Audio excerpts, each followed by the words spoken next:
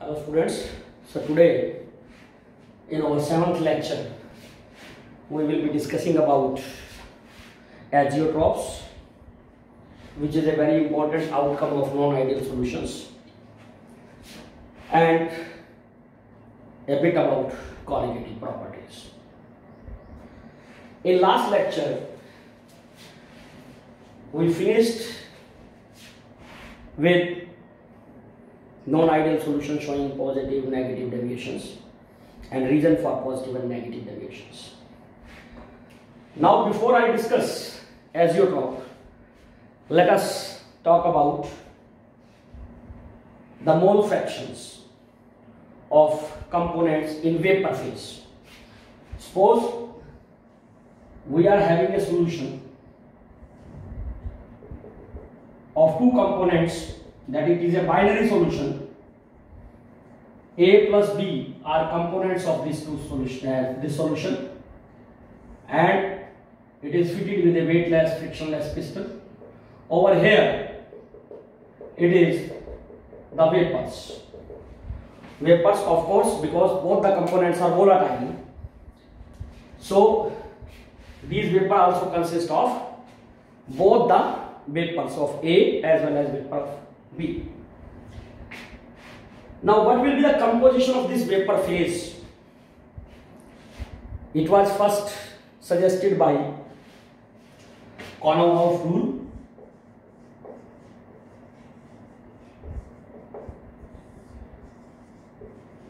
What does this rule says?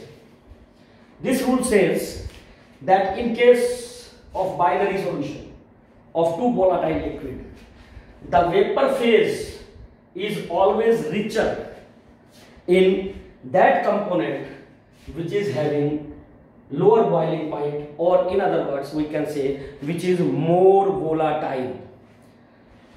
Meaning thereby is, if Ya and Yb, if they are number of that these are the mole fractions of the two components in the vapor phase, then this vapor phase will be rich in mole fraction of A. Matlab Ya will be more than that of Yb. Even if we wish to calculate the composition of vapor pressure, then we can make use of Dalton's law of partial pressure. अगर हम vapour phase में किसी component का mole fraction निकालना चाहें तो Ya will be given by Pa, that is partial pressure of the component A in the solution, divided by total pressure Pa plus Pb, total pressure of the solution. This will be the vapor pressure in component A in the vapor phase, mole fraction of component in a vapor phase. Now we know that Pa is equal to Pa naught into Xa. So if A is more volatile, then Pa naught is more than Pb naught. So this multiplication, this Pa will be more than Pb. So the mole fraction of component A will be more in the vapor phase. And in fact, this is the Kononov rule which forms the basis. यही हमारा आधार है किस चीज का? Distillation का. आपको distillation का process 11th में पढ़ाया था for separating the two liquids. तो यही रूल है जिसके बेस के ऊपर हम डिस्टिलेशन करते हैं. लेकिन क्या देखा गया है कि हमारे अगर सॉल्यूशंस हैं which are non ideal solutions, अगर हम नॉन आइडियल सॉल्यूशंस की बात करें, जो कि हमने डिस्कस किए थे, दो टाइप के नॉन आइडियल सॉल्यूशन होते हैं, non ideal solution with positive deviation and non ideal solution with negative deviations. Then those solutions at a particular composition of two components, they behave as if it is a pure liquid. Although we are having the solution of two components, मान लीजिए हमने A plus B दो component को mix करके एक solution बनाया और ये सॉल्यूशन नॉन आइडियल सॉल्यूशन बना. So it is having two components, it is having two liquids, but at a particular composition of A and B, that is at a particular amount of mole fraction of A and B, this solution will behave as if it is a pure liquid, that is it will have a fixed boiling point. और इस solution को अगर हम distil करेंगे, even if we distil it, then the vapour phase and the liquid phase they will have the same composition.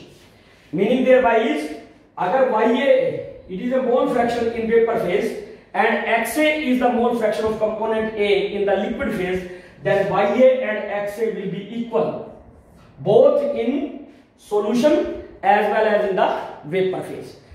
So these solutions, they start boiling at a particular temperature just like a pure liquid. ऐसे solutions को हम बोलते हैं azeotrophs. These solutions are called azeotrophs. इनको हम azeotrophs कहेंगे. तो अगर हम azeotrophs को डिफाइन करना चाहें तो हम ये कह सकते हैं these are those binary solutions of two volatile components. Those binary solutions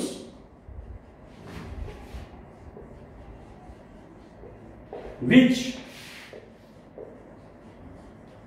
at a particular composition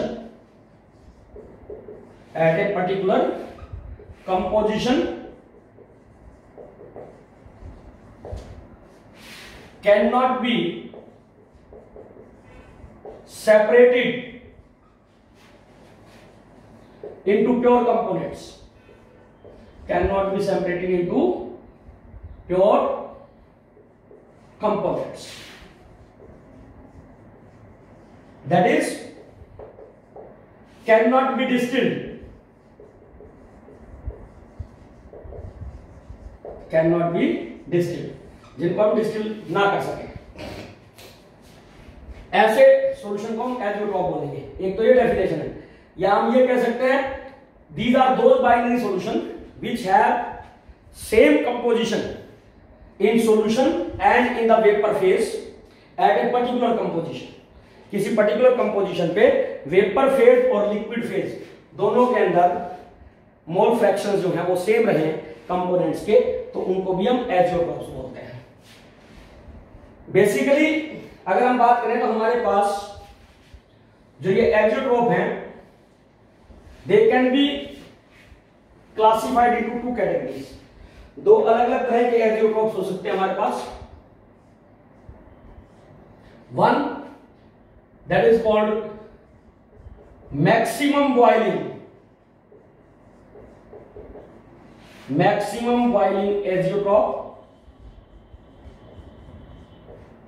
and second one is minimum boiling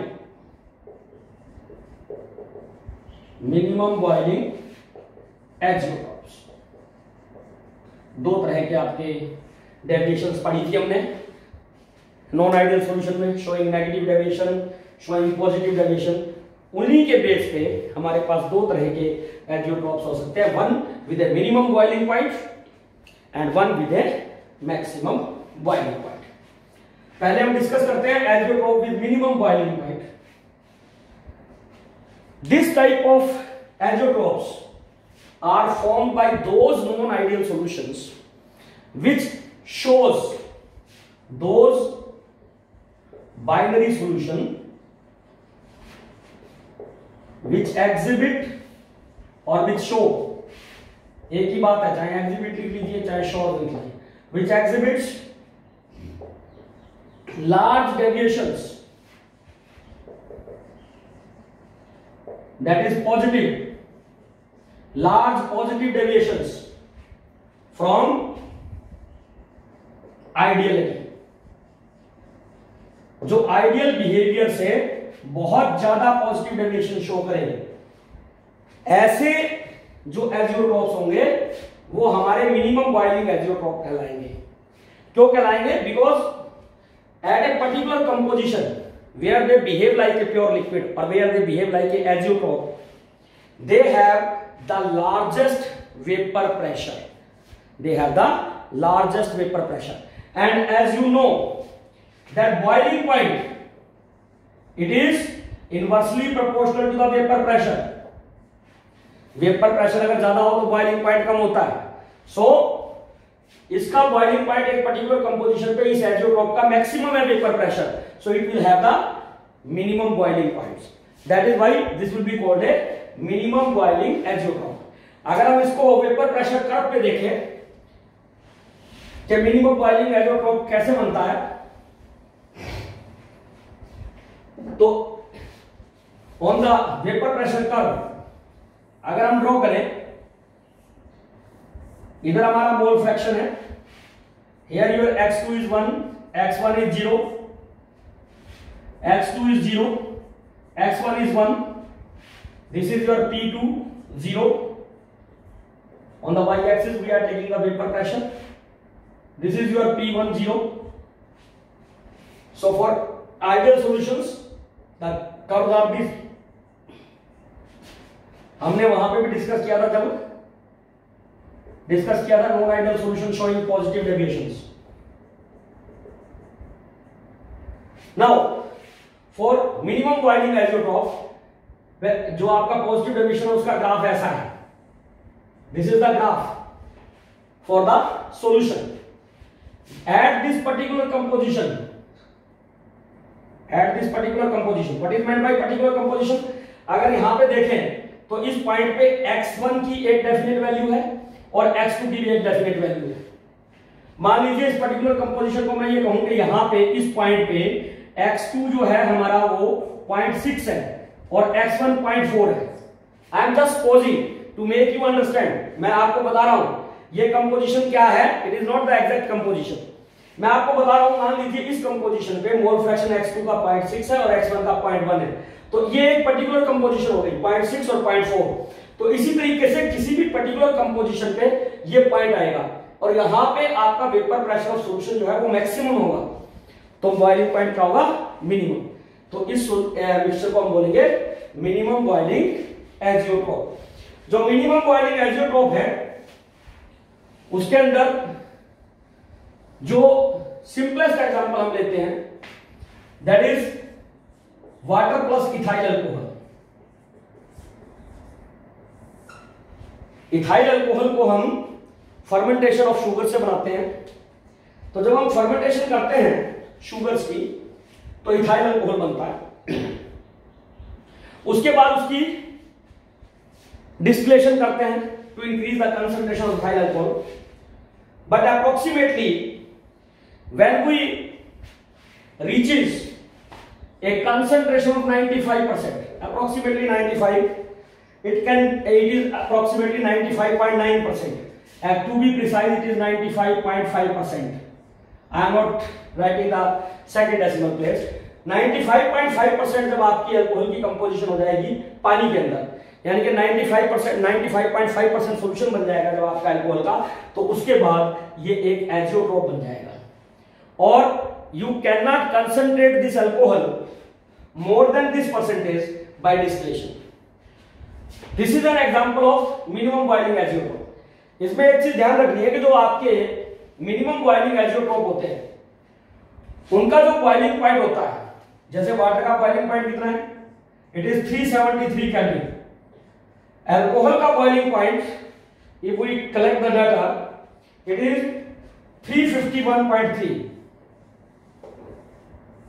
और इन दोनों के मिलने से जो हमारा सॉल्यूशन बनेगा उसका बॉइलिंग पॉइंट इन दोनों कंपोनेंट के बॉइलिंग पॉइंट से, प्योर कंपोनेंट के बॉइलिंग पॉइंट से हमेशा कम रहेगा, and it is 351.15.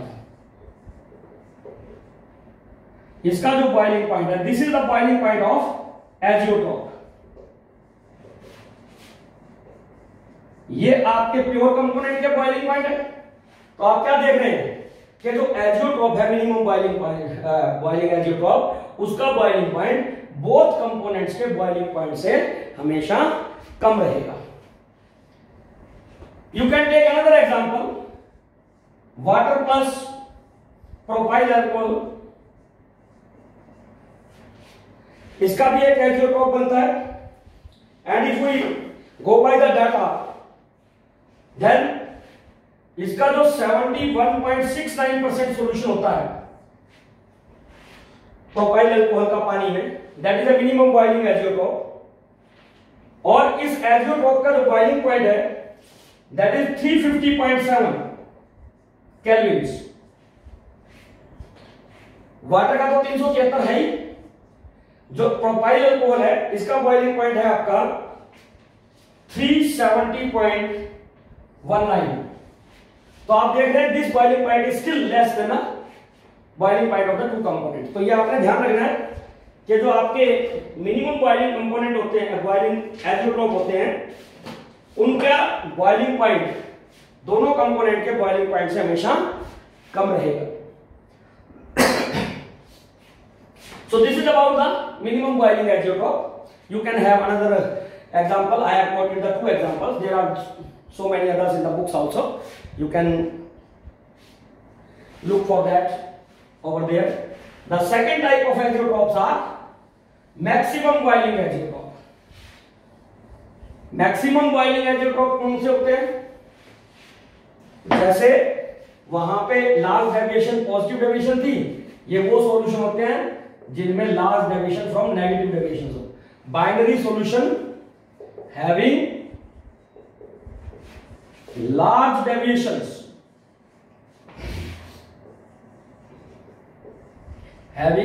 Deviations from ideality और राउट लॉ, जहां पे लार्ज डेविएशन दिखाई दे। और कौन सी लार्ज डेविएशन दिखाई दे? Large negative deviations. कैसी डेविएशंस? नेगेटिव डेविएशंस जहां पे दिखाई दे उनको हम कहेंगे मैक्सिमम बॉइलिंग एजेट्रोप। क्यों कहेंगे इनको मैक्सिमम बॉइलिंग एजेट्रोप? अगर इसके लिए वेपर प्रेशर का प्लॉट करेंगे जैसे हमने मिनिमम बॉइलिंग के लिए किया था, तो आप क्या देखेंगे कि इधर हमारा मोल फ्रैक्शन है, इधर वही x2 1 है, x1 0 है, x2 0 है, x1 1 है। This is your P2 not, this is your P1 not and this is the vapour pressure of solution. ये हमारा वेपर प्रेशर ऑफ सॉल्यूशन है, आइडियल वेपर प्रेशर। ये हमारे दो कंपोनेंट्स का वेपर प्रेशर है। अगर हम सॉल्यूशन की बात करेंगे तो सॉल्यूशन का vapour pressure it will be something like this. So I am just this will be just something like this. तो at a particular composition, किसी भी एक particular composition पे आपका vapor pressure of this solution will be minimum, so the boiling point will be maximum, so it will be called the maximum boiling azeotrope. You have to remember in this particular case, just like जैसे मैंने कहा था कि जो आपके minimum boiling एजोट्रोप में दोनों component से एजोट्रोप का बॉइलिंग पॉइंट कम होता है, इस केस के अंदर दोनों कंपोनेंट से एजोट्रोप का बॉइलिंग पॉइंट ज्यादा होगा। इसके अंदर वाटर प्लस HCl, अगर हम इनकी बात करें तो 20.2% solution of HCl in water, HCl का 20.2% हो तो ये हमारा एजियोट्रोप बनाएगा। इसका बॉइलिंग पॉइंट है 373 और इसका 188 केल्विन। जो HCl का बॉइलिंग पॉइंट है वो 188 है और वाटर का 173। और क्योंकि ये मैक्सिमम बॉइलिंग है तो इन दोनों से ज्यादा होना चाहिए। तो हमारा जो इस मिक्सचर का कंपोनेंट का बॉइलिंग पॉइंट है दैट इज एजियोट्रोप का boiling point that is 383 kelvin. तो आप क्या देख रहे हैं कि boiling point of this azeotrope is more than both the components, दोनों कंपोनेंट्स के बॉइलिंग पॉइंट से ज्यादा होगा। इसी तरीके से H2O plus HNO3 approximately 65% solution पे H2O plus HNO3 that also form a azeotrope. In that case also the resulting solution will have higher boiling point than the both component that is HNO3 and water. So this is your maximum boiling azeotrope. इसमें एक चीज आपने note करनी है, मैंने कहा कि जब ये एजियोट्रोप बन जाएंगे इस पर्टिकुलर कंपोजिशन पे आ जाएगा तो उसके बाद आप इसकी कंपोनेंट को डिस्टिलेशन से सेपरेट नहीं कर सकते। तो we have to use other methods. जैसे हमारे पास 95.5% इथाइल अल्कोहल का अगर सॉल्यूशन आ गया तो इसको हम फर्दर कंसंट्रेट नहीं कर सकते। अगर हम इसको फर्दर कंसंट्रेट करना चाहते हैं तो one of the method is azeotropic distillation. जैसे ये बाइनरी सॉल्यूशन थे, बाइनरी एजियोट्रॉप थे, उस तरीके से टर्नरी और क्वाटरनरी एजियोट्रॉप भी बनते हैं। टर्नरी का मतलब जिसमें 3 कंपोनेंट हो। तो हम जैसे इथाइल अल्कोहल को अगर 95.5% से ज्यादा कंसंट्रेट करना चाहते हैं तो हम क्या करेंगे, इसके अंदर तीसरा कंपोनेंट बेंजीन मिला देंगे, तो वो टर्नरी एजियोट्रॉप बन जाएगा। उसकी जब हम डिस्टिलेशन करेंगे तो उसके 3 कंपोनेंट आएंगे और उसमें से एक कंपोनेंट आपका प्योर इथाइल अल्कोहल का। तो इसके अंदर आपका एजियोट्रॉपिक डिस्टिलेशन करेंगे फिर हम। तो azeotropic distillation is one of the methods to separate the component of azeotrope apart from the of course other methods. बाकी जो मेथड यूज करते हैं वो तो करते ही हैं, but we can also use azeotropic distillation. So this is about the azeotrope. Hope you have got what I wanted to say. Now let us come to a very important topic of this chapter, that is colligative properties. Next जो हमारी है इस chapter में, that is colligative properties.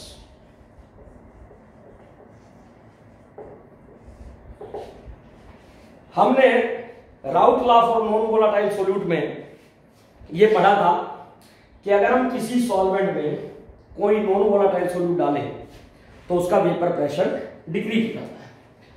ये जो solvent में non volatile solute डालने से वेपर प्रेशर कम होता है, it give rise to certain very important properties which fall under the category of colligative properties.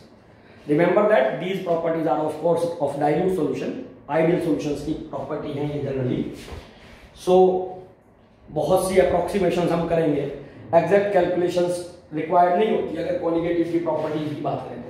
हमारे पास ये जो कॉलिगेटिव प्रॉपर्टी है ये 2 वर्ड से निकला है, को का मतलब आपको पता ही है, together.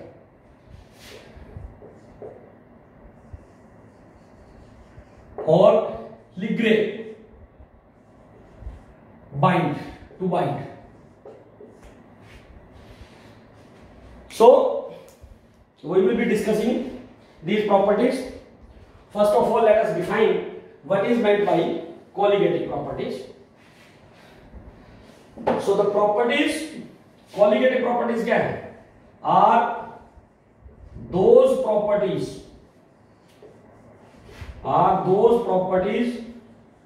of dilute solutions. I am here mentioning dilute solution. और मैंने जब आइडियल नॉन आइडियल सॉल्यूशन की बात की थी तो मैंने आपको वहां बताया था कि जो डाइल्यूट सॉल्यूशंस होते हैं they generally behave like ideal solutions. So indirectly we can say these are the properties of ideal solutions. Of dilute solution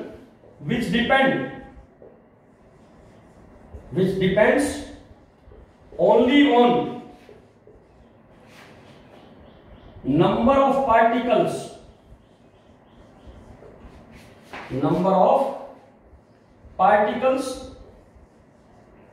of solute and not on nature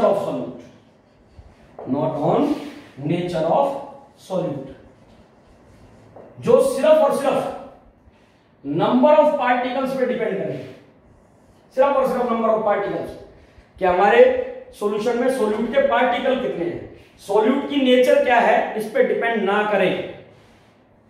वो सारी की सारी प्रॉपर्टीज हमारी कॉलिगेटिव प्रॉपर्टीज कहलाती हैं। जब हम कॉलिगेटिव प्रॉपर्टीज को स्टडी करते हैं तो हम 3 अजम्पशंस मान के चलते हैं।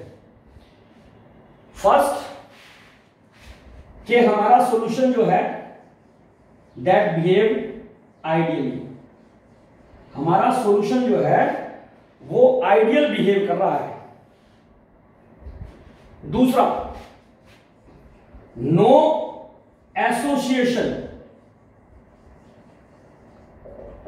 Of solute particles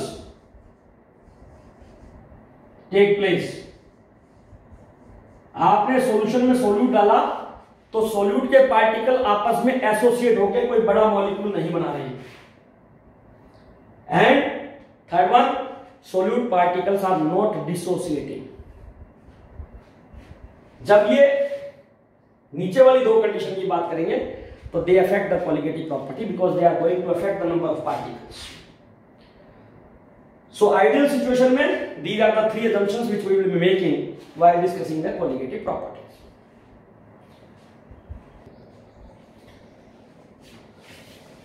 So the third is no dissociation. यहां पे ये ध्यान रखना है, जब हम कह रहे हैं कि ideal solution almost ideally behave करे सॉल्यूशन, तो मीनिंग देयर बाय इज कि हमारे सॉल्यूशंस क्या हैं, डाइल्यूट हैं। ये चीज आपने ध्यान में रखनी है। और एक चीज ध्यान रखना है, वो मैंने वैसे भी पहले बता दिया आपको कि ये सारी प्रॉपर्टीज कहां से ओरिजिनेट हुई। ये प्रॉपर्टी ओरिजिनेट हुई due to decrease in vapour pressure when we added non volatile solute to a solvent.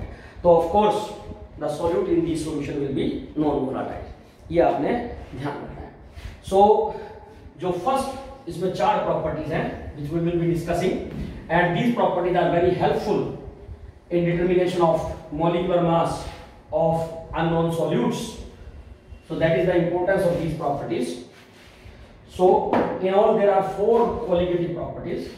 The first one is relative lowering. Relative lowering in vapor pressure. We have almost discussed this when we discuss Raoult law for non-volatile solute. Second one is called depression in freezing point. Depression in freezing point. Third one is elevation in boiling point. Elevation in boiling point. And the fourth one is osmotic pressure.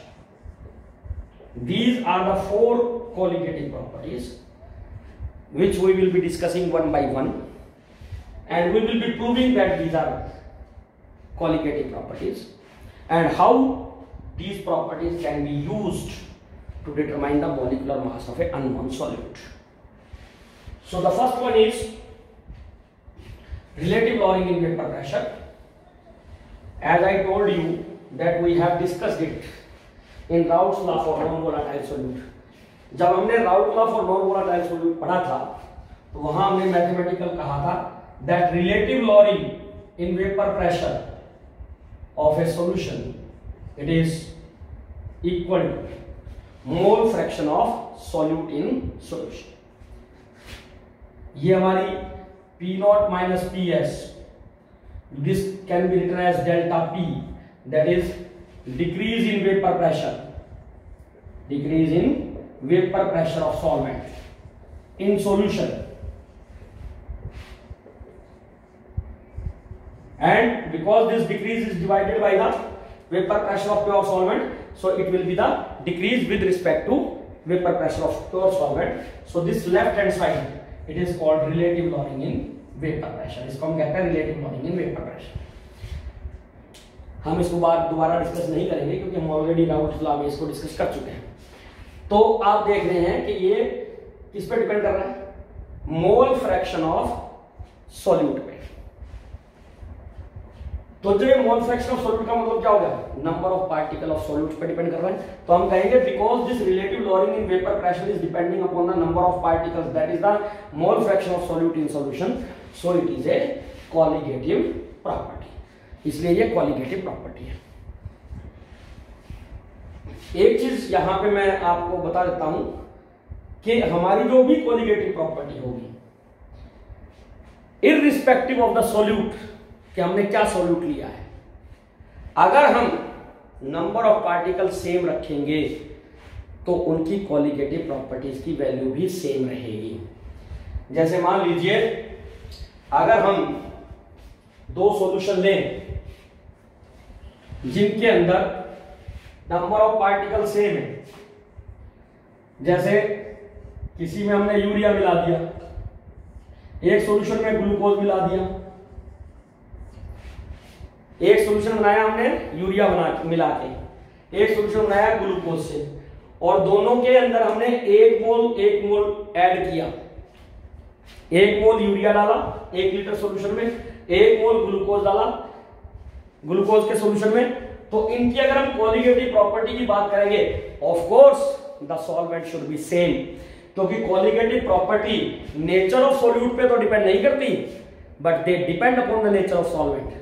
अगर इनके solvent अलग अलग होंगे तो same नहीं होगी, अगर solvent same है तो कोलिगेटिव प्रॉपर्टी भी सेम रहेगी। मान लीजिए पानी में अगर इन दोनों को सॉल्यूशन को बनाया, तो जो आपका रिलेटिव लॉरिंग इन पेपर प्रेशर 1 मोलर यूरिया के लिए आएगा, वही 1 मोलर ग्लूकोज के लिए भी आएगा।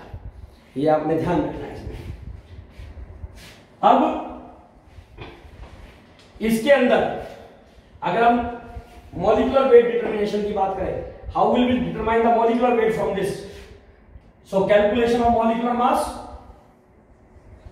Calculation of molecular mass.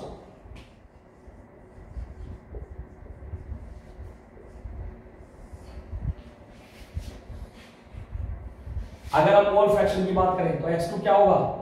x2 will be equal to n2 divided by n1 plus n2, where n1 and n2 are number of moles of solvent and solute respectively। अब क्योंकि हम ये बार बार कह रहे हैं कि हमारी ये जो कोलिगेटिव प्रॉपर्टी है ये प्रॉपर्टी ऑफ डाइल्यूट सॉल्यूशंस है, तो अगर सॉल्यूशन डाइल्यूट है, because solution is dilute,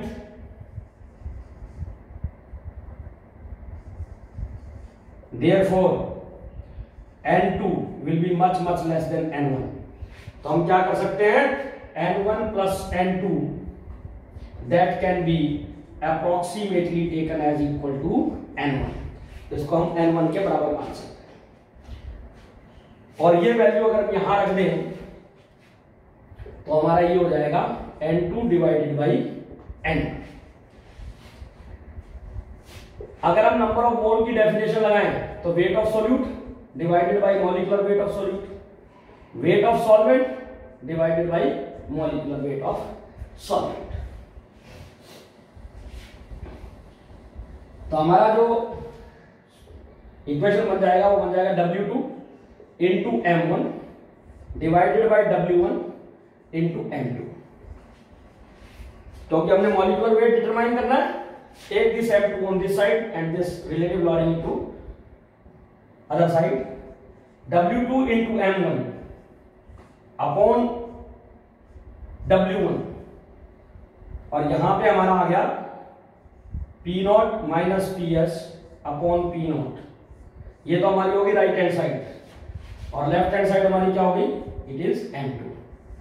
so by using this formula we can calculate, अगर हम relative lowering in vapour pressure को मेजर कर ले किसी भी सॉल्यूशन के लिए, for a solute whose mass is not, molecular mass is not known to us, and then we apply this formula, we can calculate the molecular mass of unknown solute. Here you should remember that we have calculated by making an approximation that n1 is much greater than n2, तो denominator में हमने n2 को neglect कर दिया है। लेकिन I have seen in certain cases, particularly in objective, that calculations or answers are given with the exact formula without ignoring the n2. That can also be done, but now at present we are not going to discuss because that belongs to competition part, but sometimes that is also done. So this is about the relative loading in vapor pressure. I think आज आप इसको कीजिए, इसके ऊपर base numerical होंगे वो करिए। We will meet tomorrow. Thank you very much.